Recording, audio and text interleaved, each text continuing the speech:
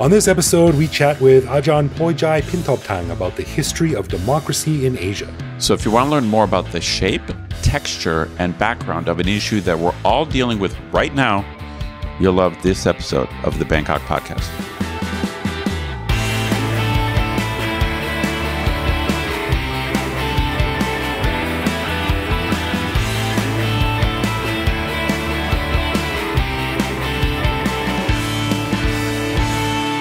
Sawadee krap, and welcome to the Bangkok Podcast. My name is Greg Jorgensen, a Canadian who came to Thailand in 2001 and who is, as this episode drops, back in Canada trying to avoid paying a 35% tip every time I buy food.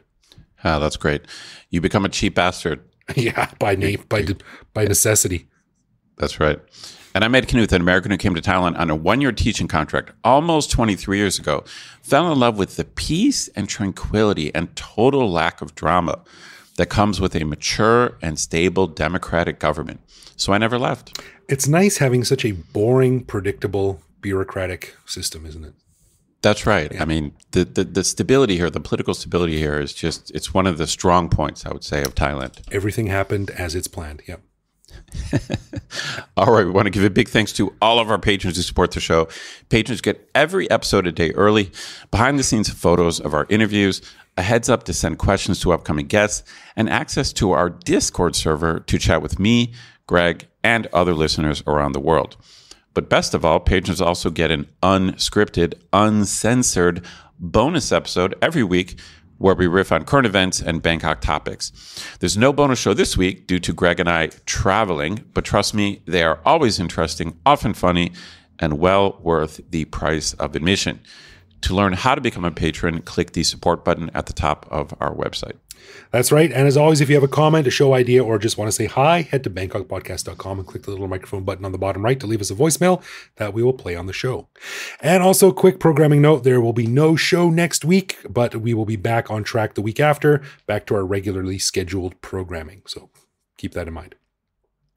All right, this episode is part 2 of a 2-part show that takes a deep dive into a topic that's been on the minds of a lot of people in Thailand lately, and that is democracy. Now, the obvious catalyst for this is the current political, shall we say, turbulence as Thailand tries to elect a new prime minister. Now, right off the bat, we're not going to get too into the weeds on Thailand's particular situation right now because the process is still ongoing as we record this, and no one's really sure what's going to happen, so it's pointless to opine. But rather, we wanted to learn more about democracy as an idea, a system, a way to organize governments both in Thailand as well as the rest of Asia. Now, Ed, widely known as the smart co-host, is pretty good with this, but to really understand it, we asked a special guest to join us. We were happy to sit down with Khun Ployjai Pintobtang, a history lecturer at Chiang Mai University. Her specialty is the history of political thought, and she's particularly interested in Republican traditions and modern executive power. Now be ready, while this conversation is extremely interesting, it does get a bit dense, as you would expect when two poli-sci nerds like Ployjai and Ed get really into it, while I watch from the sidelines, eating jello and trying to keep up. So here is our very cool conversation with Khun Ployjai Pintobtang. Well, that's an interesting wrinkle in Thai culture too, and it's something that we've talked about on the show before, and Ed's theory, which I agree with, is that officially, the official position of Thailand is that we are a conservative Buddhist country, but on the ground, when you're here, it's not as clean cut as that. There's parties and red light districts and all this stuff, So, but the official stance is that we are this. But when you get, more granular, it's not like that at all. So I think that it's an interesting idea that to the world we have to be this, but actually we're sort of like a little bit different when you get close up. Yeah, I have a lot of ways to talk about this. I sometimes call it I sometimes call this the right answer problem. The right answer problem. Because I feel that Thai people are educated enough and they're aware of what's going on in the world, and they definitely want to be seen as a modern developed country. So they know what the right answers are. The Thai conservatives, they know what the right answer is. So if you ask them, do you want democracy? They say, of course we want democracy. So it's they're very good at just giving reporters or giving CNN or presenting a certain right answer, a correct answer. And so they just tell the West or tell academics, because they know what the academics want to hear. The academics want to hear that we believe in real democracy. So that's what they say. They just say that. Yeah. And then you look at the Constitution they wrote, and you're like, hold on a second, like this is not this is not actually real democracy. Can you talk a little bit about how Thailand is sort of threading the needle between aligning with the US and aligning with China? I mean, obviously, they're two sort of ends of a certain spectrum. But, China's influence here is huge, but also America's influence around the world is also huge culturally, most especially, but also economically. So how is Thailand sort of threading the needle or choosing the middle path, to use a more appropriate term, between Western influence and Chinese influence, politically and economically, I guess? That's a very big question, and totally not in my expertise. So you've got 1 minute. So what I'm about to say is purely my opinion. So you can agree or disagree with it. But I feel like the middle path is the way for middle-sized countries going to be successful in this increasingly cutthroat international politics. So the problem with Thailand, especially after the coup d'etat, is that it's relying on its so-called closeness to Beijing, and it could be just imaginary. But if you look at Chinese influence in Southeast Asia, you would see that China backs up countries like Cambodia. And it has a really strong economic influence in Laos as well. It builds dams and water reservoirs, etc.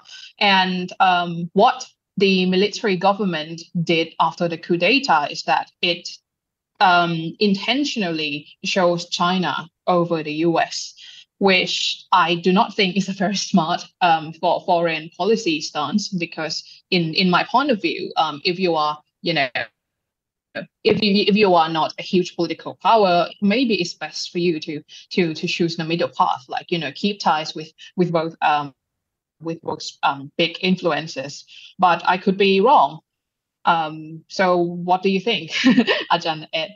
Well, again, out of my field of expertise, but I basically think you're right. I think Thai conservatives, they do lean more towards China for obvious reasons, because China's an authoritarian state, but a lot of people look at China as successful due to the economic growth.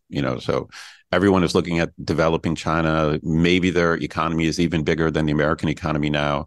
So China gives Thai conservatives another path for Thailand. So they don't say it explicitly. They don't say, hey, let's be exactly like China. They don't say that.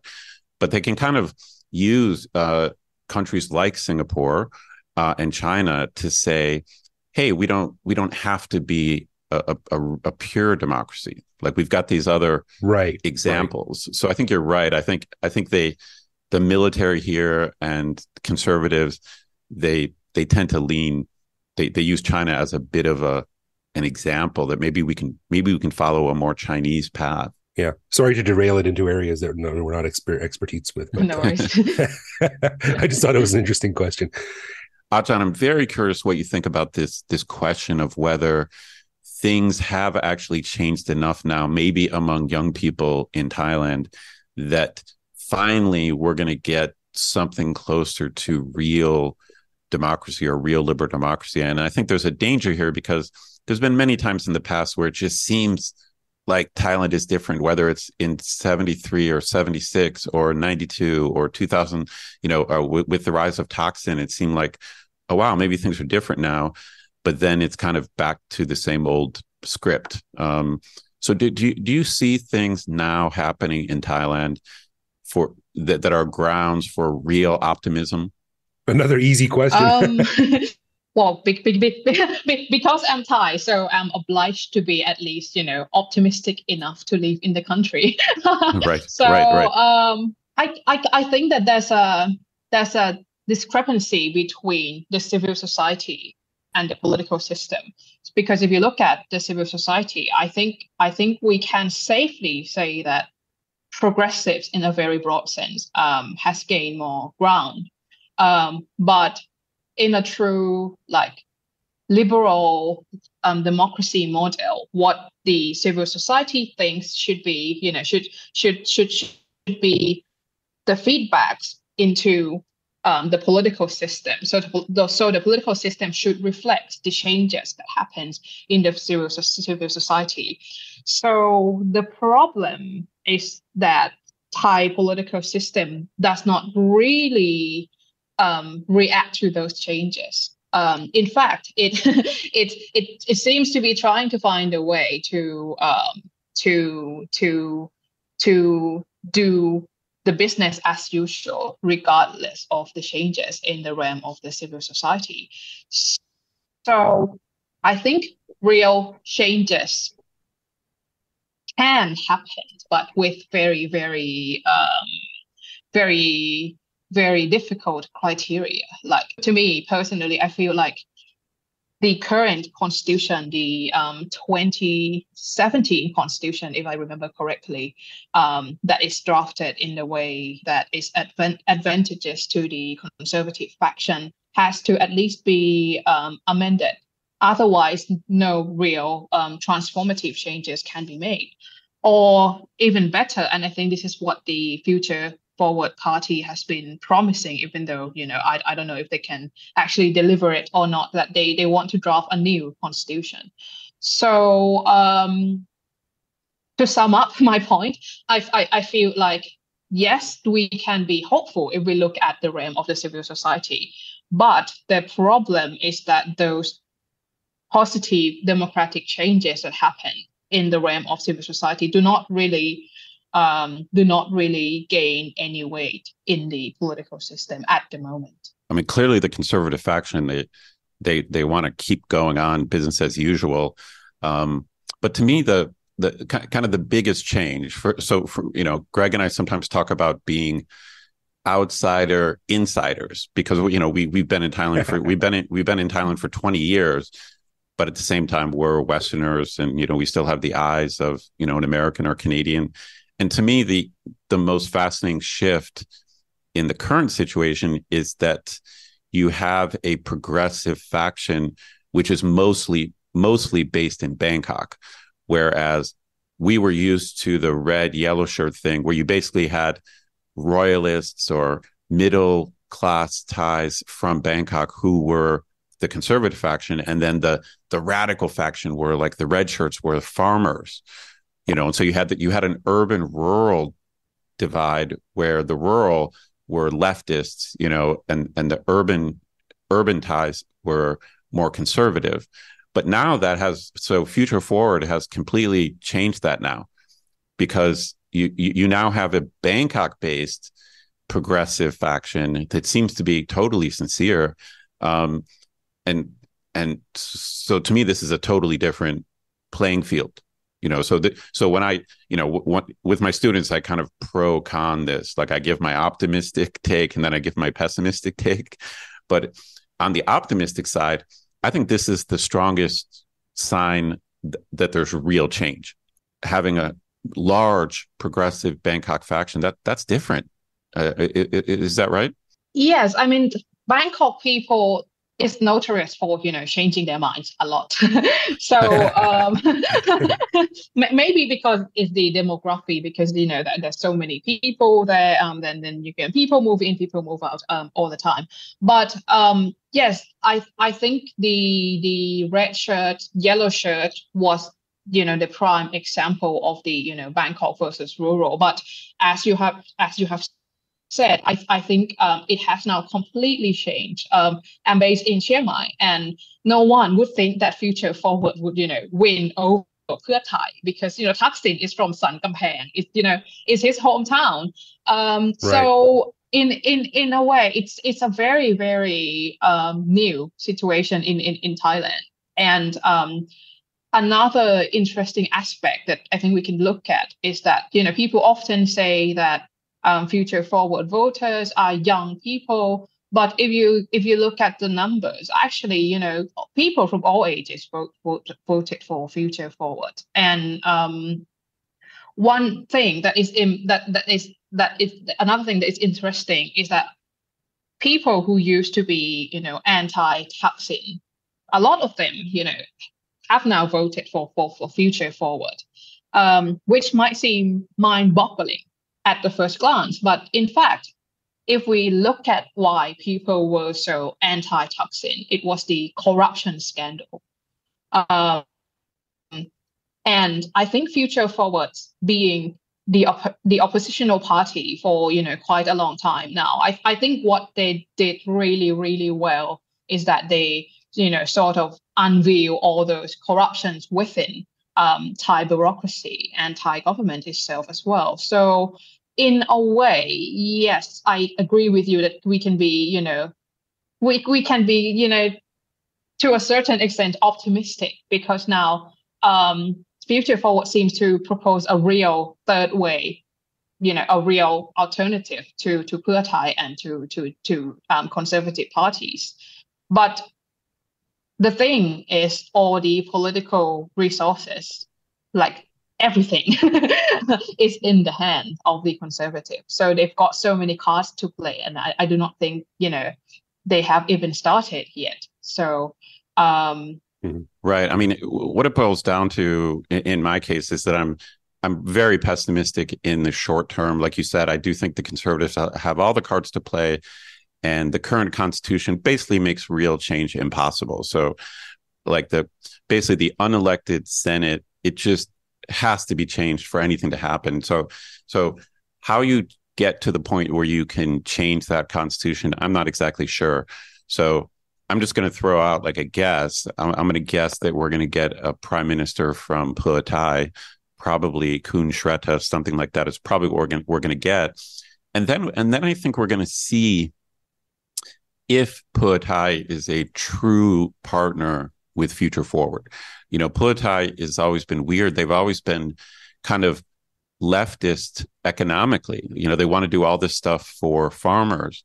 But they've always been very careful not to be true progressives. You know, it's like they definitely they do not want to be seen as anti-monarchy in any way. They've have to be so careful about that, because they don't want to, you know, they don't want people to say, oh, these are just like communists from the countryside. You know, they're leftist kind of economically, but not really politically.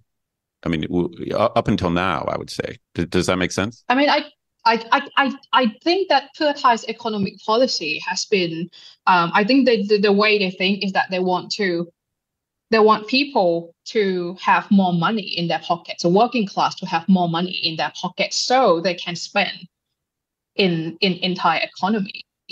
And a lot of the time, I do not think that they are intentionally left-wing. But of course, if you compare Pheu Thai's economic policies to previous Conservative Party policies, they would look immediately left-wing, like relatively speaking. Right. Sure. But sure. In my opinion, I do not think that Pheu Thai is a left-wing party. I think they are right-wing centrist even, because Thailand has a very, very weird political spectrum that way. Does that make sense?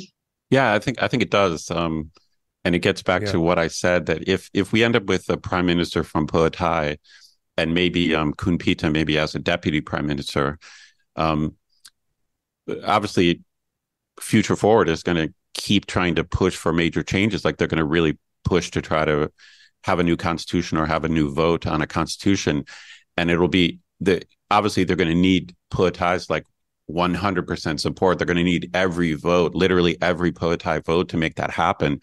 So I wonder if Pheu Thai is like, once they get the prime ministership, I wonder if Pheu Thai will focus on their economic things, or if they're going to be really willing to get behind the Future Forward agenda. Big question. You know, to be realistic, I think that Pheu Thai really needs to be in the office, because it's been so long for them after their last, being in the government. There's been in the oppositional part, opposition faction for a very long time. So I feel like they're going to do what they do best, which is economic policies, and there's no real political gain for them to condone all those political, so-called radical political reform policies by Future Forward, such as the military reform, for example.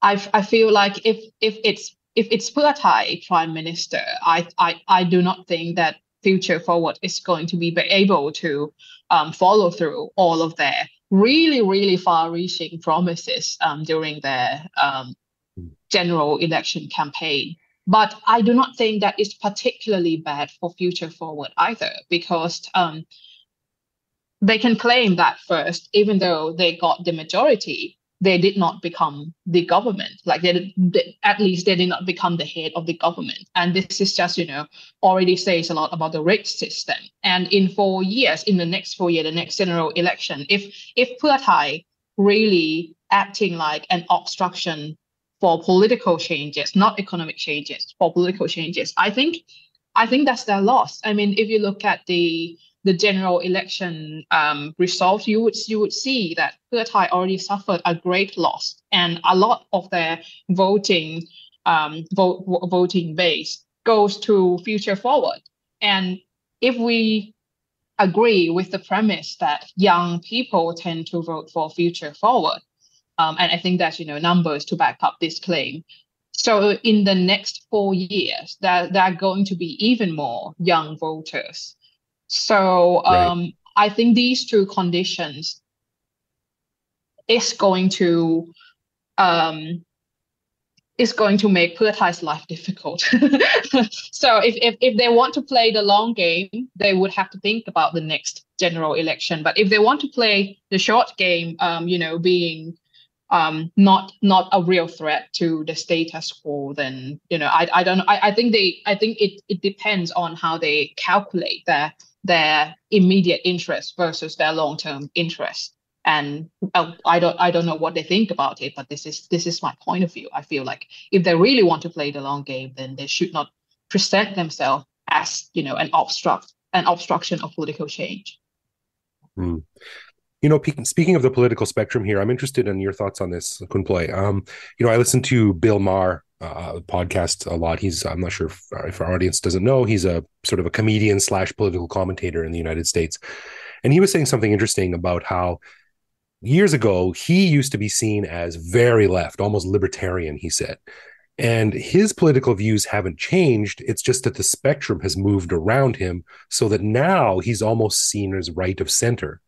Do you or your colleagues, have you seen this in maybe the older generations as well? Have their political beliefs stayed the same, but Thailand's political spectrum moved around them? Does that happen here like we'd be familiar with in the West? I think that, something similar might have happened as well, because I think if we're going to be frank with ourselves, I think Thailand is just a very, very right-wing country. But in the past 10, 20 years, I think the spectrum has been broadened to the left. The Future Forward is a really clear example. They talk about social democracy. They talk about all the like health insurance, like universal health benefits. A bit like the NHS of the British, even though they do not really have a chance to implement it. But the debates have expanded itself towards the left side of the spectrum. So people who used to think of themselves as being normal, mainstream Thai political actor find themselves being labeled right-wing by young Twitters. Interesting. So yes, I think I can see similar thing happening here. Interesting. Well, I've been biting my tongue. As soon as you start talking about American politics, I've got a lot to say. I've got a lot to say. Let me just say this. I definitely agree with Ajarn Ploy that I think that Thai society has broadened to the left. So the shift that you're talking about, I definitely think it's true for Thailand. but Bill Maher is full of shit. Okay, this is just a conservative talking point in the U.S. that's just utter complete nonsense. So their talking point is, hey, the country has shifted to the left. America has become way more liberal. I've stayed the same, so that's why I look conservative. It's utter complete trash and rubbish.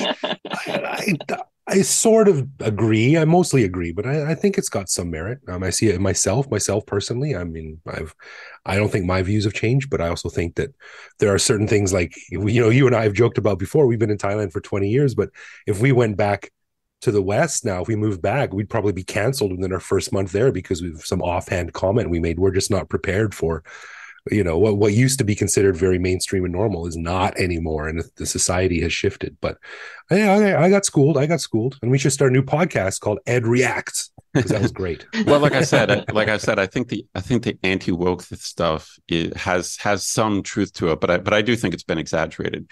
But the bottom line is, to get back to Thailand, I think it is true here. I don't know as much about it as Khun Ploy does, but I like her phrasing that things have kind of expanded to the left, where there's now these other options over here that maybe they were just not realistic options at all. The way Future Forward talks about reforming the military and other important institutions, the way they talk about that was not part of the dialogue. Like I said, the red shirts and Thaksin, they never talked like that. They weren't allowed to talk. They weren't allowed to say that stuff. Like, they would have been branded communists, so if a pro-farmer party talks like that, they will be branded communists and they will have no chance of succeeding politically. But the fascinating thing to me is, if you're a well-educated Thai Chinese person and you say that stuff, now you're progressive. Like, you're not a communist. So once you get like people with money and education and you live in Bangkok, if you start saying this progressive stuff, well, now you're kind of cool and chic and modern. You know what I mean? Like, you're not a dangerous communist anymore. So I do think it's true in Thailand, and it's kind of fascinating.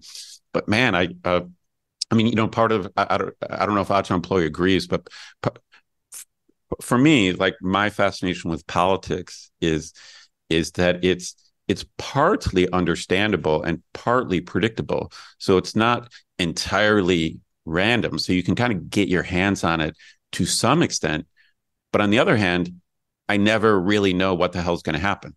So it's just like, it's like a movie where I cannot actually predict the ending. So it's, this is why I'm into American politics, and I don't know where American politics is going to go. And now in Thailand right now, it's so fascinating because I really don't know what's going to happen. Yeah, I totally get your point. There are certain, like principles and rules that we sort of, know to be true. But then, of course, there are so many so many things that can chime in and ruin your beautiful model. So yeah, actually I think that is the charm of politics. And Thailand at the moment, I think it's at a very, very interesting point in history, because I think we would all agree that the monarchy, for example, like it's not going to be discussed in the first day of the opening of the parliament, or on the day that you're going to choose who's going to be the prime minister. But of course, we saw it live, broadcasted. The parties are accusing the Future Forward Party of, being anti-monarchy. Paradoxically, by doing that, they make it, quite appropriate to talk about the monarchy in parliamentary discussion. So, like it or not, I think Thailand has already changed. I don't know in which direction it's going to change. Maybe the conservative is going to, use all the cards that they have, and maybe we're going to be turning back the clock even further. So we don't know. But one thing for sure is that it's going to be very, very interesting after the formation of the new government. I think that's the first time I've ever heard the phrase "the charm of politics." So I think that was really nice. Well, at least it's charming. It's charming to weird people like Khun Ploy and I. We find it we find it charming. I think we're probably kind of wrapping up, and I wanted to just throw this out there maybe as the last topic.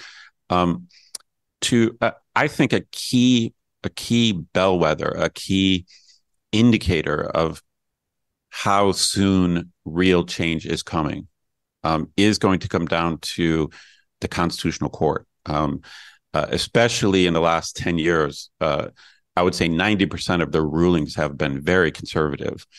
So I would put them in the category of obstacles to real democracy, just in my opinion. But maybe the Constitutional Court, maybe they can see that the wind is blowing in a different direction. But I don't know. Ajarn, Ploy, do you have any thoughts on that? I think I'm really waiting to see what they say on whether it could be Khun Pita's possible conflict of interest case, or maybe just some other case having to do with changing the Constitution. I think that's going to be a real indicator. I think if they go conservative, then it might be another 8 years before we see real change. But if they issue some kind of progressive ruling, it might happen sooner. I mean, what is your take? The Constitutional Court is a very interesting political body in Thai politics because it actually came with the 2540. I can't do the math. I don't know which year. 1997. Yeah, 1997. Yes. Thank you. With the emergence of the so-called People's Constitution, right? But then it becomes the organ of the military junta after the coup.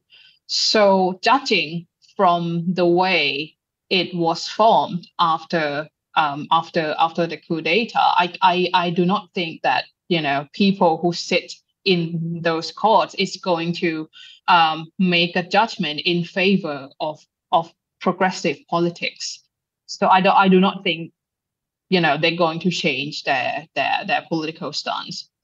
Especially considering what's happening now, it seems like they're already pulling the strings. So I do not think we have high hopes with the Constitutional Court's verdict.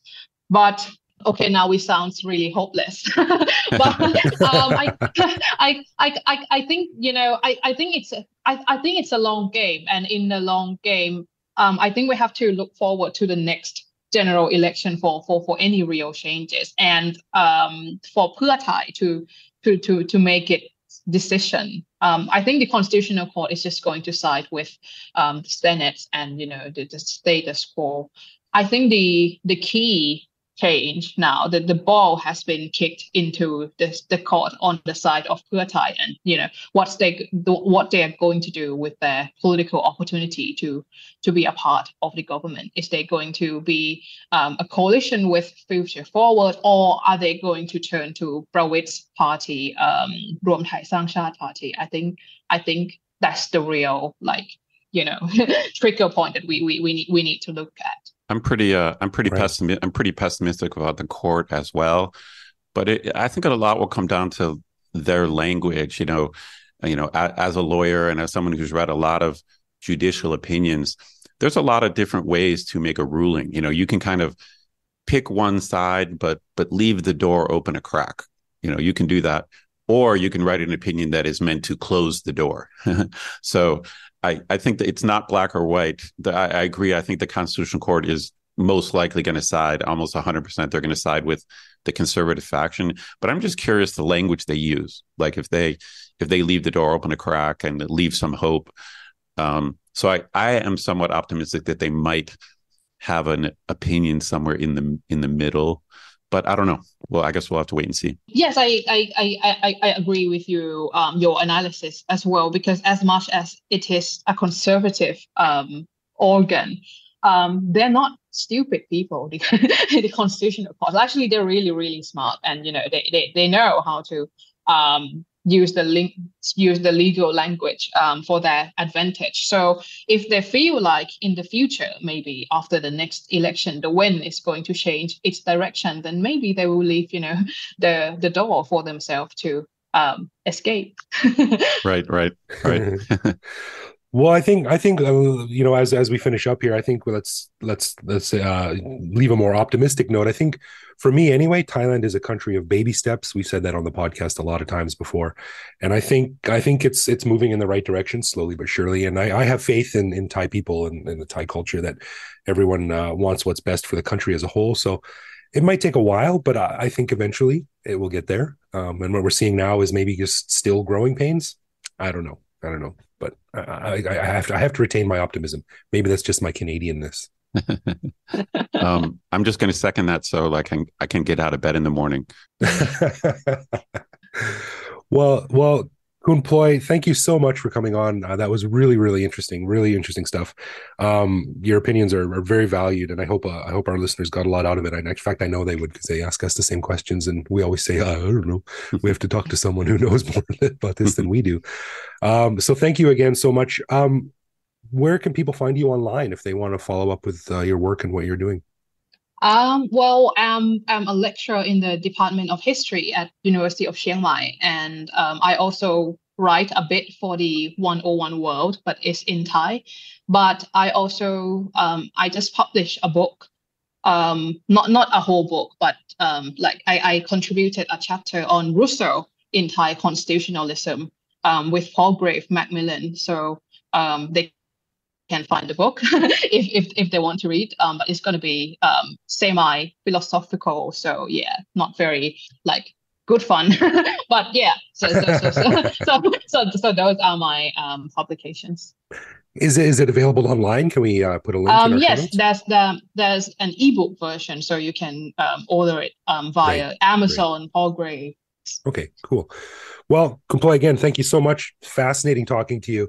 And maybe we can have you back on again for an update in the not too distant future. Thank you, Ajarn. Very good to meet you. Thank you very much. It's my pleasure.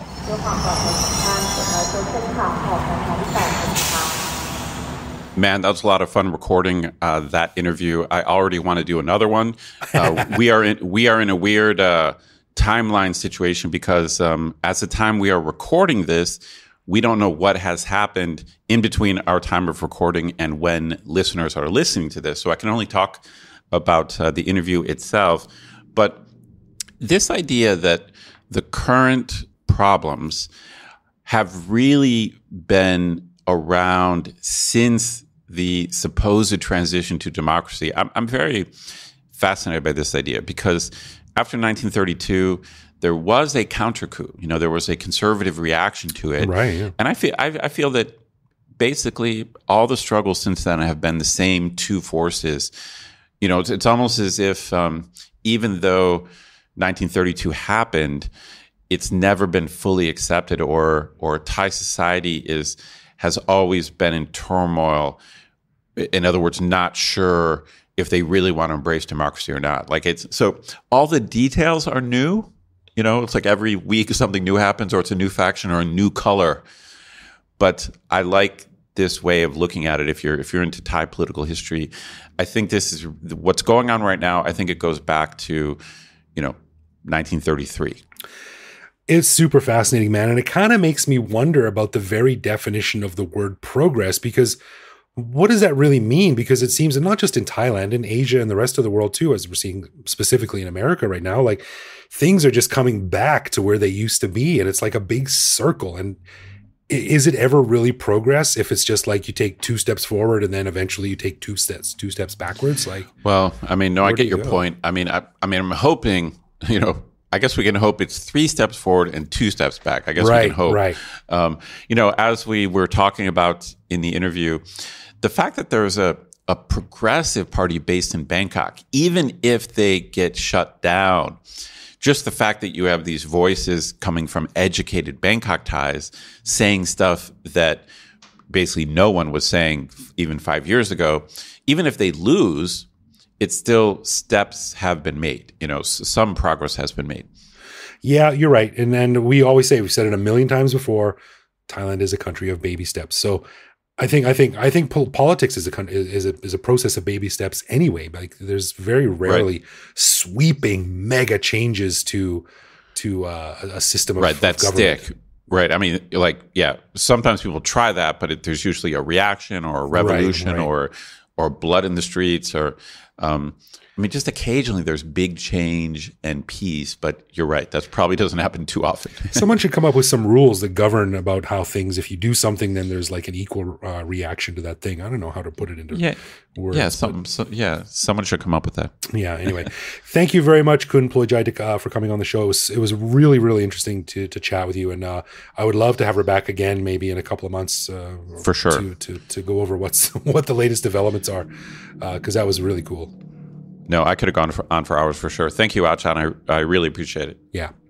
All right, let's get into some love, loathe, or live with, where one of us picks a particular aspect of living in Bangkok, which we discuss to decide if it's something we love about living here, loathe about living here, or have come to accept as something that we just have to learn to live with no matter how we feel about it.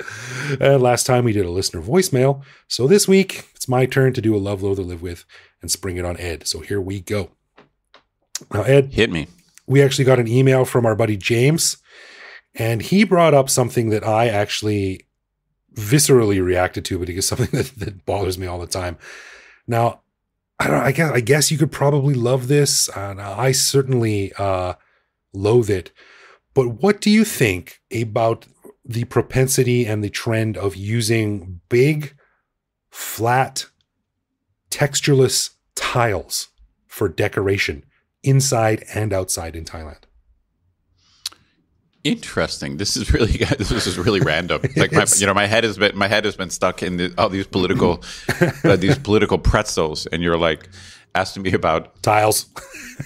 So you mean so you're talking about like to me when I think I know what you're talking about. To me, I associate it with almost like a government building or like a something that's intended to be nondescript. Is that what you're talking about? Yeah, specifically I'm talking about the floor tiles. Like when you go into a townhouse or a condo and there's just the big, like, I don't know how big they are, probably like 60, 80 centimeters square, just tiles on the floor. And what really bothered James and what really bothers me about them too is that they also use them outside. And when it rains, they turn into like a death trap of slipperiness. Correct. Okay. I just don't get it. Okay. Now I'm totally with you. The funny thing about this is I'm not making this up. 2 weeks ago, I was tile shopping, and I was trying to figure out how if I wanted to get like small tiles, big tiles, and then I noticed that they have these immensely huge tiles, right? Which I know exactly what you guys are talking about. Right. And my first reaction was, it never bothered me at all. I don't have any feeling about it at all, even though I know what you're talking about. But then when you mentioned the slickness thing, yes, this is okay. This is when it really comes into play. And it really depends on where you are. It seems entirely random. If like certain places are just smart, and so they have friction or traction, and then, but you're right. There are too many places where if it gets wet, if it rains, which of course is guaranteed to happen, it just becomes insanely slick. Right. So yeah, I'm with you. Yeah. I don't know what's up with that. It's an entirely predictable thing. And so you have to loathe it. There's no middle ground on like hyper slippery tiles. Right. And as an extension of that, even if they're used inside, I just find them to be sort of disagreeable. I find them to be like the most sterile, least imaginative way to decorate a floor. Just flat, white, featureless tile. That's right. That was my initial reaction. But to me, I'm just kind of neutral. It doesn't really bother me, but you're right. It's very unimaginative, but you're right. They're very popular. Yeah. It's like some mass market thing. And this gets back to what we talked about before, is that there's a lot of things in Bangkok or even in Thailand where you feel like everything is a copy of everything else. You go to a street restaurant in one village, and then you could drive for 3 days and sit at a street restaurant that looks exactly the same. Right. Yeah. And they've got that. How do they know? How do they know like like what the other one looks like? But they're all using the same plastic chairs, or they've got those cement tables. chairs that are painted like a green tree stump or something like that. Yeah, that's right. Yeah, I don't know. Yeah, there can be a kind of blandness to Thai design, but there can also be such beauty and creativity. That's what boggles my mind. Yeah, I wish there were more consistent attempts at that. I wish, but anyway, yeah, like the slipperiness it's really almost a crime, like how bad it is sometimes. Like it's basically impossible to walk on. Yeah, it's like stepping on an ice rink or something. Yeah, and as James said, if this was in the States, you'd have lawsuits coming left and right. So absolutely, for sure. Anyway, hard loathe for me. Yeah, dual loathe. Thanks, James. All right, a final thanks to our patrons who support the show. Patrons get a ton of cool perks and the warm, fuzzy feeling knowing that they're helping in our never-ending quest for cool content. Find out more by clicking support on our website. And connect with us online. We're Bangkok Podcast on social media, bangkokpodcast.com on the web, or simply bangkokpodcast@gmail.com. We love hearing from our listeners and always reply to our messages. Booyah! You can also listen to each episode on YouTube. You can send us a voicemail through our website that we'll feature on the show. I dumped Twitter, but you can now find me on Mastodon at bkkgreg at poorlyrendered.com. I'm also on Threads, bkkgreg. So thank you for listening, everyone. Take it easy. We won't see you next week, but we will see you the week after. For sure.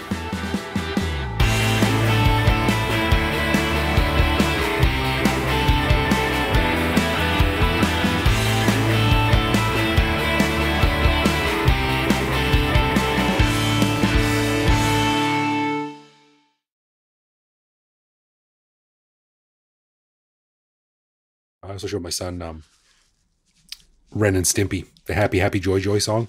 Oh, I've never watched Ren and Stimpy. I know what it is, but I never watched it. I never watched it. I thought it was always dumb, and I thought the Happy Happy Joy Joy song was stupid. But for some reason, it was a massive cultural thing in the mid '90s, and my son thought it was one of the dumbest things he's ever seen in his life. So yeah, good. He is more mature than me. Yeah, that's good. Yeah. Yeah, but he does love the Black Knight in Monty Python and the Holy Grail. Oh, that's great. Yeah, Classic. I did show him listen, strange women lying in ponds distributing swords is no basis for a system of government. He's not quite there yet where he understands what's going on. A few more years. It's funny. All right.